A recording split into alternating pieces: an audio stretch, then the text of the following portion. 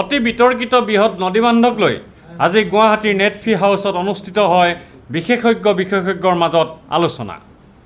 নামনি সোৱণশিৰিত নিৰ্মিত বৃহৎ নদীবান্ধটোৰ বিৰুদ্ধে অসমৰ বিভিন্ন ঠাইত তীব্ৰ আন্দোলন হোৱাৰ পাছত অসম চৰকাৰে গঠন কৰি দিছিল এখন বিশেষজ্ঞ কমিটি।